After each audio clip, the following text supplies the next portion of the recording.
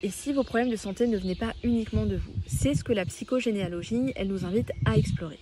Alors, quand on parle de santé, on parle souvent de l'alimentation, du stress, de l'hygiène de vie, mais on parle pas assez de l'histoire familiale.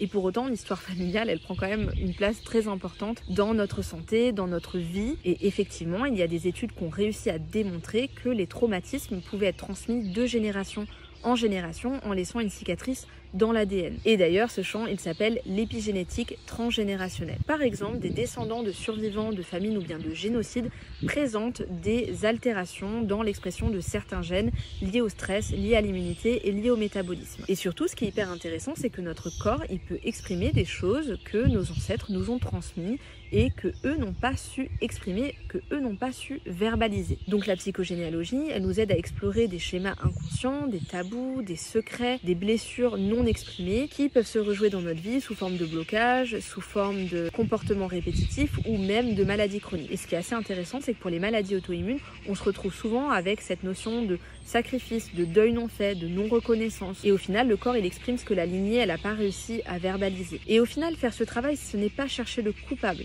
Non, au contraire, c'est vraiment de pouvoir partir à la recherche de son histoire à travers les générations pour pouvoir se libérer de ce qui ne nous appartient pas. Et personnellement, j'ai intégré la psychogénéalogie dans mon parcours de santé avec la maladie d'Hashimoto et ça m'a vraiment aidé à pouvoir déjà me remettre au centre, à pouvoir faire le lien avec mes émotions, avec mon histoire. Et c'est vrai que je descends d'une partie de l'histoire qui est pas très joyeuse, qui est celle de l'engagisme à La Réunion. Et donc tout ce travail en psychogénéalogie m'a vraiment aidé à me libérer de tout ce qui pesait inconsciemment sur moi.